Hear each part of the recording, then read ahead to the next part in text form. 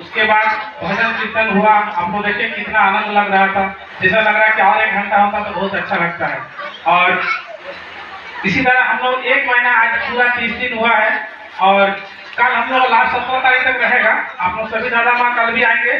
कल 7:30 बजे से सत्संग रहेगा।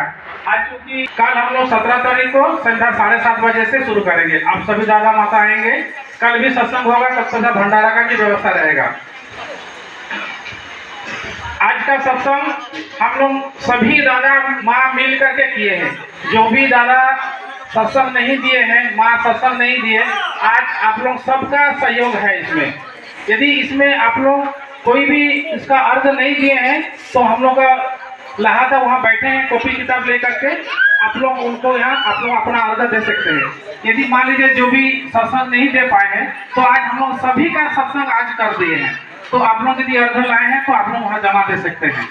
और सबसे बड़ा है कि आज हमारा चाचा का लड़का सुबोध गोप का जन्मदिन है और हमारे छोटी लड़की शेफाली गोप का भी आज जन्मदिन है। तो ये बहुत अच्छा है कि हम लोग ठाकुर जी का जन्मदिन पर ही हम लोग का जन्मदिन पर, लड़की का भी है, मेरा बड़ा भाई का भी जन्मदिन है, हो सके आप लोगों का भी किसी का भी हो सकता है। तो ये बहुत अच्छा दिन है, आज का दिन हम लोग का ठाकुर जी का जन्म दिवस मना रहे हैं हम लोग, बहुत अच्छा है, बहुत खुशी की बात है। और हम लोग देखिए इसी तरह हम लोग आज कंटिन्यू 30 दिन हम लोग सत्संग किए हैं, तो हम लोग को बहुत खुशी आनंद लग रहा है कि कैसे कैसे 30 दिन हो गया, समझ में नहीं आया कैसे 30 दिन पार हो गया। बहुत अच्छा लग रहा है। हम लोग सोचते कि काश इसी तरह कंटिन्यू सत्संग यदि 365 दिन हो तो और अच्छा लगता है। ऐसा हम लोग को मन में ये हो गया है, जहाँ शाम हो जाता है ना और कितनों भी काम रहे हम लोग को कोई घर पे रोक नहीं सकता। हम लोग कैसे भी हम लोग ठाकुर जी के यहाँ पर हम लोग आ जाते हैं सत्संग कराने के लिए। तो ऐसा है कि मान लीजिए अभी 17 तारीख के बाद फिर हम लोग क्या करेंगे, सब अपना अपना काम काज में व्यस्त हो जाएंगे। तो ऐसा नहीं है, ठाकुर जी ऐसा नहीं बोले हैं कि हम लोग कल 30 दिन सत्संग करना है। ठाकुर जी बोल रहे 365 दिन सत्संग करना है। ठीक है, हम लोग का कामकाज है, ये है, हम लोग थोड़ा सा इस बार कामकाज छोड़ के ठाकुर जी के पास समय दिए हैं, लेकिन इसको कोशिश रखेंगे, हम लोग जारी रखेंगे। हर रविवार को हम लोग दिन में सत्संग रखेंगे, दिन में सत्संग रखेंगे, भंडारा का साथ में रखेंगे। तो आप लोग कोशिश कीजिएगा हर रविवार का दिन आप लोग आइएगा, बेहिचक आइएगा, हम लोग यहाँ सत्संग होगा, भंडारा का साथ में होगा। ये हम लोग का ठाकुर जी से कृपा, हम लोग मन में भाव आया कि हम लोग सत्संग जारी रखेंगे। कोई सत्संग दे ना दे, हम लोग सब मिलजुल करके सत्संग करेंगे, भंडारा का साथ में करेंगे। तो आप लोगों का सबका सहयोग रहेगा, कॉपरेट रहेगा तो जरूर होगा इसमें। और एक छोटा सा घटना बोल रहे हैं, आज ये जो मंदिर बना है सबसे बड़ा, इसका नाम होगा तो हम लोग का निशिकांत चंद्र, जो हम लोग का रीति दादा है, दीक्षा दिए हैं। जिस समय हमारा पिताजी को जाजक कर रहे थे उस समय वो जाजक थे, ऋतिक नहीं थे लेकिन जाजक थे। तो हमारा पिताजी जिस समय दीक्षा ले 1977 में, उस समय लग रहा है कि मानवों में ऐसा दीक्षा लगभग था, 2-4 ठो गिना चुना, लेकिन हम लोग यहाँ मदद नहीं था, लगभग नहीं था। तो निशिदार हमारे पिताजी को जागरण करने आते थे कि देखिए दादा आप ठाकुर जी का दीक्षा ले लीजिए, महा विपद आ रहा, बहुत खराब समय आ रहा है, आप लोग ठाकुर जी का दीक्षा ले लीजिए तो आपका परिवार वंचित हो जाएगा, आप लोग परिवार में किसी का कोई दुख तकलीफ नहीं आएगा, आप ठाकुर जी का दीक्षा लीजिए। तब हमारा पिताजी बोलता अरे हम लोग का तो इष्ट देवता राधा कृष्ण भगवान है, उसके आगे कौन है। हमारे पिताजी का कहना था उस समय, बोलता हम कोई गुरु का दीक्षा हमको नहीं लेना है।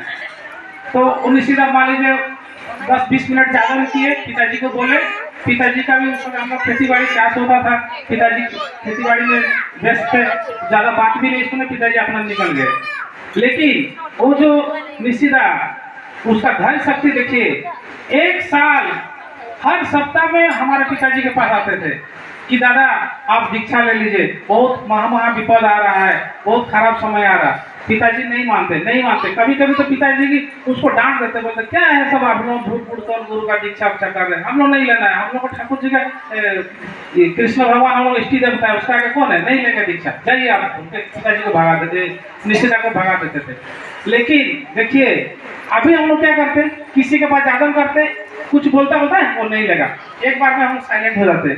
लेकिन नहीं, वही हम आप लोगों को बोलने का मतलब है, हम आप लोगों को एग्जाम्पल दे रहे दूसरे और दादा लोगों को कैसे जागरण करना चाहिए, ये चीज हम आप लोगों को बता रहे, सुन करके आप लोगों को जरूरत पड़ेगा इस चीज।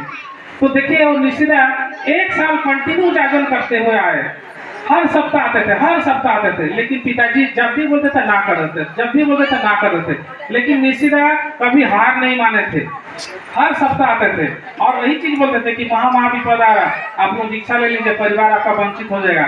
पिताजी नहीं सुनते थे। एक दिन की ऐसा बात है, हमारा माँ का अचानक बहुत तबीयत खराब हो गया, पूरा सीरियस हो गया। और उस समय का बात है, मतलब 1977 का बात है। उस समय उतना कोई हॉस्पिटल, प्राइवेट हॉस्पिटल नहीं था, एक ही गवर्नमेंट हॉस्पिटल था, शायद PMS था, मालूम नहीं है। तो हमारा पिताजी रात के 2 बजे एक तो कोई रिक्शा ठेला मिला था, उसको माँ को बैठा करके और हॉस्पिटल लेके गया। बहुत सीरियस था, उसमें कोई फोन का साधन नहीं था, किसी से बात भी नहीं हो पाता था। किसी पिताजी लेके गए, हम लोग तो छोटा था उस समय, मेरा 6 साल उम्र था हम लोग। तो पिताजी माँ को लेके गए, वहाँ पर ही डॉक्टर देखा। डॉक्टर देखने के बाद बोलता कि नहीं, ये ज़्यादा देर का मेहमान नहीं है, आप लोग कोई भी रिलेशन वगैरह है तो बुला दीजिए, देख लेगा, ये ज़्यादा समय देर बच नहीं पाएगा। तो उस समय पिताजी क्या करे, पिताजी और क्या कर सकते, ना फोन था, ना कोई गाड़ी था, ना कुछ था, बैठ बैठ के रो रहे हैं। सुबह हुआ तो ठीक निशिदा वही आ गए, जैसे हर सप्ताह आते थे तो निशिदा आ गए। आके फिर वैसे खोज रहे हमारा पिताजी को कहाँ है, तो हमारा दादाजी बोल रहे हैं कि नहीं, वो उनका पत्नी का तबीयत खराब हुआ तो हॉस्पिटल लेके गया। कहाँ पर है ना, गवर्नमेंट हॉस्पिटल में। वो निशिदा वहाँ से पैदल गया, हॉस्पिटल चल गया। खोजते खोजते पिताजी को देखा, पिताजी बैठ के रो रहे हैं। पिताजी बोले क्यों आप रो रहे हैं, बोलता है उनका माँ का तबीयत खराब है, बहुत सीरियस हो गया, डॉक्टर जवाब दे दिया अब जिंदा नहीं बचेगा, कुछ देर का मेहमान है, हम क्या कर सकते हैं, उसीलिए हम क्या करेंगे, रो रहे हैं। तो निशिदा इतना डांटे, बोलता इसी दिन के लिए हम लोग आपको 1 साल से जागरण कर रहे हैं, आपको समझ में नहीं आया है, हम नहीं बोल रहे, हमको ठाकुर जी बोलवा रहे हैं, आप समझ नहीं पाए। आप यदि दीक्षा लेते तो आज आप लोगों का एक दिक्कत नहीं होता, लेकिन आप तो मेरा बात को नहीं समझ रहे। आप बोले मेरा कृष्ण भगवान है, ये ठीक है, कृष्ण भगवान है, शिव जी है, सब भगवान है, हम लोग सबको मानते हैं, लेकिन गुरु का दीक्षा लेना जरूर है। हम लोग डायरेक्ट भगवान को भेंट नहीं कर सकते, गुरु का माध्यम से ही होता है। तो निशिदा बोले, तब हमारा पिताजी बोल रहे ठीक है, आपका ठाकुर कैसा है, उसका कितना शक्ति है, आज हमको मालूम चलेगा। यदि डॉक्टर बोल दिया ये तो बचेगा नहीं, बोल दिया, यदि ये ठीक होकर के घर जाएगा, बच के जाएगा, तो हम लोग पूरा परिवार दीक्षा लेंगे और तब हमारा विश्वास होगा तुम्हारा ठाकुर कैसा है। पिताजी ऐसा बोलते थे। तो निशिदा बोले नहीं, ऐसा नहीं बोलना चाहिए, ठाकुर जी को ऐसा नहीं बोलना चाहिए। तो पिताजी नया था, उसके समय क्या है, वो तो कोई भी नया दादा वैसे ही बोलेगा। उस समय हमारा पिताजी तो ऐसा कोई नॉलेज नहीं था। तब निशिदा क्या किया, वो तो स्वस्तनी थे, अधुर्जो या जाजक थे, उस समय ऋतिक नहीं हुए थे। तो वो एक तरह बोले जल लाइए, जल लाने के बाद वो स्वस्तनी मंत्र किए, वो जल माँ को थोड़ा सा मुँह में दिए, थोड़ा कपाल में दे दिए और हाथ पकड़ करके लगभग आधा घंटा नाम किए। निशिदा नाम करने के बाद माँ का पैर हाथ थोड़ा सा हिलने लगा, आस्ते आस्ते सब पैर हाथ निकलने लगा, आँख खुलने लगा, मैंने जैसे एकदम नॉर्मल हो गया, एकदम लगा कि मिरेकल हो गया पूरा। आधा घंटा 1 घंटा के अंदर में मिरेकल हो गया। तब डॉक्टर लोग आया, देखा, बोलते क्या बात है, जो आदमी जो माँ मतलब मैंने कुछ देर का मेहमान था, लग रहा कि तो सब ठीक है, सब नॉर्मल हो गया, कैसे हो गया। तो तब पिताजी का विश्वास बढ़ा कि सही में ठाकुर जी है। तब पिताजी का बहुत विश्वास बढ़ा। उस समय उसके बाद निशिदा अपना घर आ गए और 2-4 दिन के बाद जैसे छुट्टी हो गया, माँ को लेकर पिताजी घर आ गए। उसके बाद पूर्णिमा का दिन में पिताजी बोले कि हम लोग दीक्षा लेंगे। उस समय देवघर से राजेंद्र नाथ मुजुमदार एक ऋतिक है, ज़्यादा जानते होंगे, बहुत बढ़िया ऋतिक है। वो कभी किसी के हाथ में नहीं खाते थे, अपने हाथ से बना के खाते थे, बहुत निष्ठावान ऋतिक थे। तो उन्हीं का हाथ से हमारा पिताजी, माँ और दादाजी 3 जन दीक्षा लिए। पूर्णिमा का दिन में दीक्षा हो गया। हम लोग छोटा थे, हम लोग सुबह क्या रूम के अंदर बंद करके 1 घंटा से क्या कर रहे हैं, पिताजी नहीं निकल रहे, माँ नहीं निकल रहे, हम लोग छोटा था। उसके बाद रिक्ति दादा निकले, माँ पिताजी निकले, दादाजी निकले। उसके बाद हमारा पिताजी हमको बोल रहे, रिक्ति दादा को बोल रहे इसको भी दीक्षा दे दीजिए। तो हमारा तो उस समय 6 साल का उम्र था।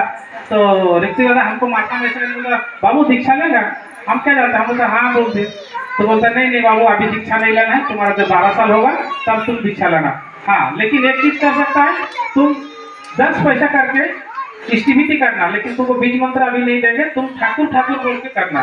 तो हम जब 6 साल उम्र था, हम उस समय ठाकुर ठाकुर करके 10 पैसा स्टीमिति करते थे। फिर जब मेरा 12 साल हुआ, फिर हम उसी दिन हम अपना ठाकुर जी का दीक्षा लिए। तो बोलने का तात्पर्य ये है कि यदि हम लोग ठाकुर जी को विश्वास करेंगे ना तो हम लोग ठाकुर जी बात सुनते हैं। तो ये हम कल छोटा से बताए कि कैसे हमारे पिताजी का दीक्षा हुआ है। तो हम लोग को कभी परीक्षा ठाकुर जी को नहीं लेना चाहिए, विश्वास करना चाहिए, सबसे बड़ा विश्वास। तो हमारा पिताजी उस दिन से बहुत विश्वास हुआ, इतना विश्वास हुआ कि क्या बोलेंगे। उसके बाद आप लोग सब देख रहे हैं। तो अभी का क्या है कि हम लोग जागरण करते हैं, 2 बार जाते हैं, 1 बार जाते हैं, उसका बोलते हैं नहीं लेगा, वो तो नहीं लेगा बोल रहा है, लेकिन हम लोग उतना जाते नहीं है, उसके पीछे और ज़्यादा जागरण नहीं करते हैं, लेकिन जागरण करना चाहिए। जैसे कि एक एग्जाम्पल दे, एक मान लीजिए बड़ा सा पत्थर है, हम उसको एक हथौड़ा से एक हथौड़ा मारे, 1 बार में नहीं टूटा, 2 बार में, 4 बार में, 10 बार, 20 बार, 50 बार में जरूर वो पत्थर टूटेगा। लेकिन जो पहला बार हम हथौड़ा मारे हैं वो भी 5% क्रैक किया था पत्थर, वो भी काम किया था। तो बोलने का मतलब है हम यदि कोई दादा माँ को जागरण कर रहे हैं दीक्षा के लिए, हम यदि उसको बोल रहे हैं तो मान लीजिए मेरा 5% मेरा बात उसका दिल में टच किया है, भले वो ना बोल रहे कि हम नहीं लेंगे करेंगे, लेकिन 5-10% उसका दिल में टच हुआ है। उसके बाद यदि हम लोग 10 बार, 20 बार, 50 बार, जैसे हमारा पिताजी को 1 साल किया है, यदि हम लोग ऐसी तरह सब निष्ठा भाव से जागरण करेंगे तो जरूर वो दादा दीक्षा लेगा। लेकिन हम लोग इतना कहाँ करते हैं, हम लोग खुद का समय नहीं है या हम लोग को मन में अपना ही विश्वास नहीं है, नहीं लेगा। लेकिन ऐसा नहीं सोचना चाहिए। इसलिए आप लोग को कहना है कि आप लोग भी अपना अपना स्तर से सबको जागरण करिए। जो भी दोस्त यारी है, अगल बगल, अड़ोस पड़ोस से सबको जागरण करना छोड़िए, मत जागरण करना शुरू कर दीजिए। आप मन में ये मत सोचिए कि हम बोला और नहीं लेगा, बोला तो छोड़ दे, नहीं, आप करते जाइए। आप एक बार जो जागरण किए ना, वो आपका जागरण काम कर रहा है, तो उसी तरह 10 बार, 20 बार, 50 बार, 100 बार भी होगा ना, एक दिन गारंटी है कि वो दादा दीक्षा लेगा।